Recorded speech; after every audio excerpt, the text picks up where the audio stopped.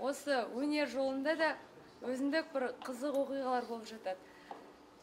Сіздердің қатты састырған қойылым үстінде ерекше бір сәттерді айтып берсеңдер, қызықты оқиғаларыңыз. Енді біз сахнада жұмыс істеп жатқандықтан және бәріміз адам болғандықтан ондай ситуациялар көп болып жатады. Мысалы, оның бірі кеше ғана біз Жау жүрек деген спектакльді ойнадым. Онда мен Татьяна деген кейіпкерімді ойнадым, сомдадым.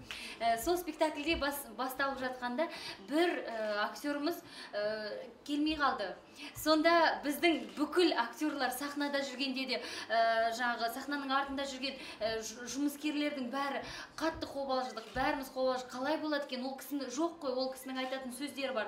Дегенімен біздің енді актерларымыздың профессионалдық деңгейі деп ойлаймын.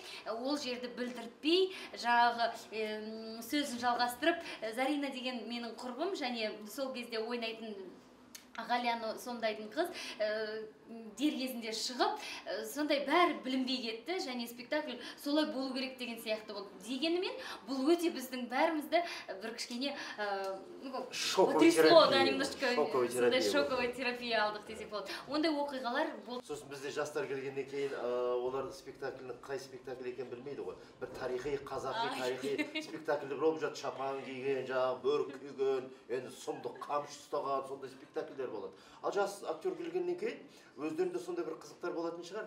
Оны айтады, сен қазір мына қару ал, солдаттың киімін ки, кәдімгідей, современный кәдімгідей. Ол енді білмей, сосын былай шығасында, товарищ капитан деп айтады. Білмейін, жас актер шығып кетер. Анау актерлар ойнатты, үлкен адамдар, анау сахна, бидің сахналары мысалы, анау шығатта.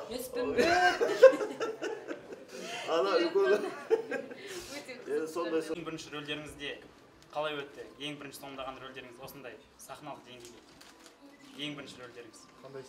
Бүгінгі мысалы сендер бүгін келген көрермендер ертеңгі спектакльге келмейсіңдер, басқа көрермен келеді. Ол тағы да қобалжисың, тағы да жүрек сынасың, қалай болар екен, қалай қабылдайды екен, қол соған ма екен, түсіне ме екен біздің сөздерімізді, біздің ойымыз жеткізе алам ба екен, жоқ па екен деген. Ол біз өле-өлгенше актердің профессия ең ауыр, ең қиыны сол.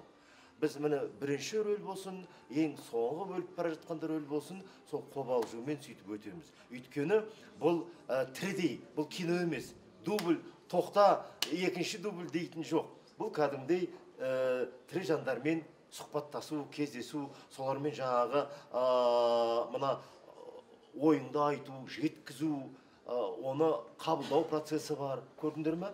Сондықтан да бұны жаңа айтып жатырмын ғой, біздің ұмытып қалатын жағдайымыз да болады. Не істейміз енді? Ұмыттық енді. Ал қасындағы әріптесің ары қарай алып кетпесе, сол жерде үлкен пауза болады. Керек емес пауза. Сондықтан да біз бір-біріміздің жаңағы айтатын сөзімізді, жеткізетін ойымызды біз білуіміз керек бір-біріміздің. Сондықтан ары қарай алып кетіп, білдірткізбей сөйтіп кетеміз. Сондай жағдай. Айын дейін сені, көкшедегі қайын дейін сені, көзден ұшып жырақта жүрсең. Тамшылағым, гүлім дейін сені, әнші бағым, гүлім дейін сені, өзімнен бір жұмаққа кірсең. Келші бағыма, әлде қайда ұшпайын, келші жаным, қоншы қолыма, армана бар қыстайын, қоншы жаным, келші бағыма, қоншы қолыма, келші жаныма.